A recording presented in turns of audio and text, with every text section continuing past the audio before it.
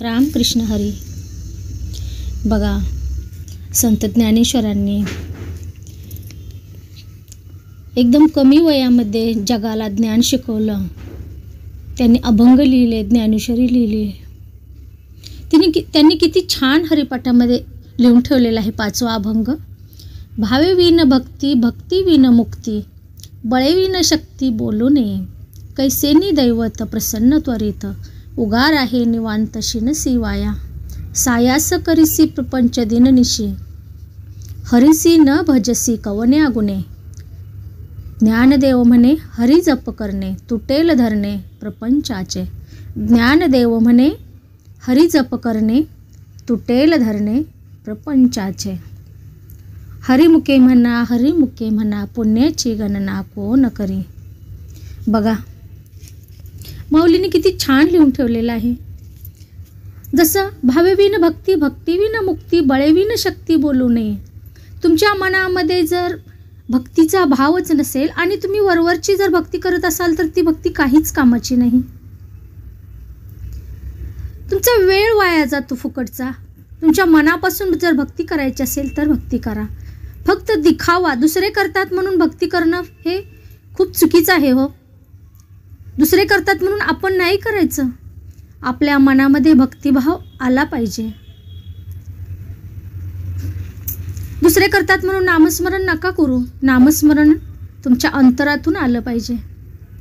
आपल्या डोळ्यासमोर आपला सद्गुरू समोर उभं राहिलेला दिसला पाहिजे. आपल्याला सद्गुरूचा चेहरा आपल्या डोळ्यासमोर आला पाहिजे, तरच त्या नामस्मरणाचा उपयोग असतो. वायाची फुकटची बडबड काहीच कामाची नसते हो. आपल्या मनामध्ये जर भाव नसेल तर ती भक्ती काहीही कामाची नाही. आणि ती भक्ती केलेलं तुम्हाला फळ मिळणार नाही आणि तुम्हाला मुक्ती पण तुमच्या जीवात्म्याला मिळणार नाही, असं माऊलींना म्हणायचं आहे. मुक्ती मिळावी म्हणून जर वरवरची तुम्ही भक्ती करत असाल तर ती काहीही कामाची नाही. त्यापेक्षा न केलेली बरी, असं माऊलींना सांगायचं आहे. बळेविन शक्ती बोलू नये. उगीच काहीतरी बडबड करणे काहीच उपयोगाचं नाही. अंगामध्ये जर बळ नसेल आणि बळ आहे म्हटलं तर तसं येईल का हो. फक्त हे उदाहरण दिलंय माऊलींनी. त्यांना तर फक्त भक्तीविषयीच बोलायचं होतं. मनामध्ये भाव नसेल तर ती भक्ती काहीच कामाची नाही. पुढं माऊली काय म्हणतात बघा. कैसेनी दैवत प्रसन्न त्वरित, उगार आहे निवांत शिनसी वाया. हा परमपिता परमेश्वर आहे.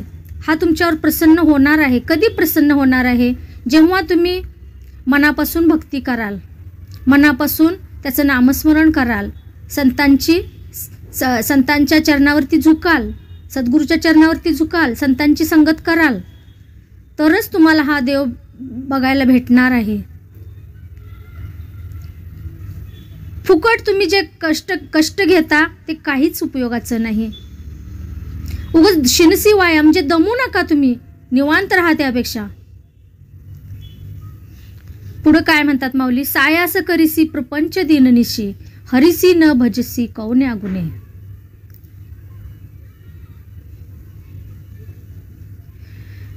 तुम्ही देवाला जर देवाचं नामस्मरण, देवाची भक्ती न करता जर तुम्ही प्रपंच केला तर तुम्ही प्रपंचात कधीच सुखी राहणार नाही. आणि तुम्हाला प्रपंच करून देवाची भक्ती करायची आहे. प्रपंच सोडून देवाची भक्ती करू नका, असं माऊलींनी सांगितलं आहे. तुम्ही दररोज जी भक्ती करता, आपल्या आयुष्यामध्ये जी भक्ती करता, तो प्रपंच करून भक्ती करायची आहे. पुढं काय म्हणतात माऊली बघा. ज्ञानदेव म्हणे हरी जप करणे, तुटेल धरणे प्रपंचाचे. माऊली म्हणतात तुम्ही देवाचं नामस्मरण करा, देवाची भक्ती करा. हा परमपिता परमेश्वर खूप दयाळू कृपाळू आहे हो. हा सर्वांना झालेल्या चुका माफ करतो. ज्या काही आत्तापर्यंत आपल्या अज्ञानामध्ये चुका झाल्या आहेत ह्या सर्वांना हा परमपिता परमेश्वर माफ करतो. म्हणून तुम्ही या हरीचं नाव घेणं सोडू नका. हरीचं नाव घेत राहा, तरच तुमच्या चुकीला माफी मिळणार आहे. आता इथून पुढे तर तुम्ही सुधारा. तुमच्या प्रपंचामध्ये जे काही तुम्ही आयुष्यामध्ये केलं, चुकीची कामं, चुकीचं वागला, त्याच्यावरती सर्व हा सद्गुरू माफ करणार आहे तुम्हाला. फक्त तुम्ही हरीचा जप करा आणि ह्या प्रपंचाच्या मोहमायेतून बाहेर व्हा. हा लटका व्यवहार आहे.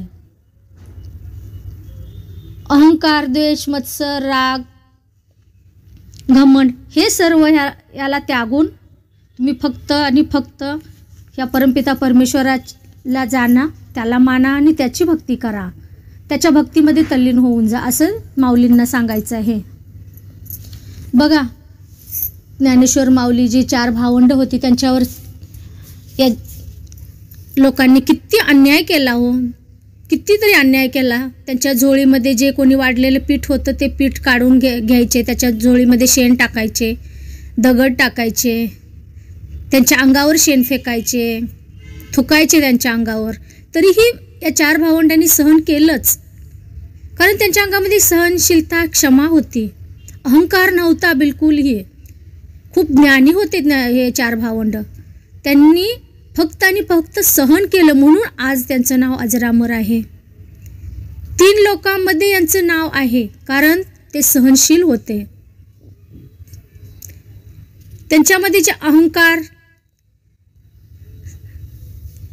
राग, मत्सर, द्वेष जो होता त्याची त्यांनी राखरांगोळी केलेली होती, त्याला बिलकुल जवळ ठेवलेलं नव्हतं. फक्त आणि फक्त त्यांना त्यांच्या अंगी चांगलेच गुण होते. म्हणून आज त्यांची कीर्ती सर्वत्र आहे. ज्ञानाचा खजाना ही 4 भावंडे होती. त्यांना आई नाही ना वडील नाही, फक्त ही 4 भावंडे होती. त्यांनी एवढं ज्ञान जगाला वाटलं, एवढं ज्ञान जगाला वाटलं की आज 3 लोकांमध्ये जोपर्यंत चंद्र, सूर्य, तारे आहेत तोपर्यंत त्यांचं नाव अजरामर राहणार आहे. बघा, ज्ञानदेवांनी निवृत्तीनाथाकडून ज्ञान घेतलं, आपला मोठा भाऊच आपला गुरु बनवून घेतला. मोठे भाऊ, आई वडील आपले गुरुच असतात, परंतु ते गुरु वेगळे आणि हे सद्गुरू वेगळे.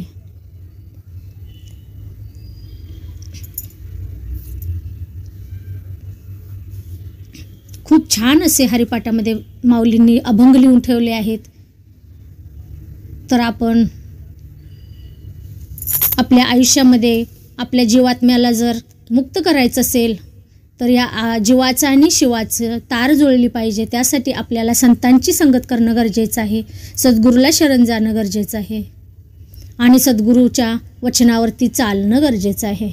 तरच आत्म्याला मुक्ती मिळेल. फक्त तुम्ही सद्गुरूच्या वचनं तुम्ही ऐकता एका कानाने जर सोडून दिली आणि आपलं आचरण विचरण पहिलं होतं तसंच ठेवलं तर ती भक्ती काहीच कामाची नाही. आता मी सांगितलंच ज्ञानोबा माऊलींनी काय लिहून ठेवलेलं आहे. आपल्या जीवात्म्याचं कल्याण करा.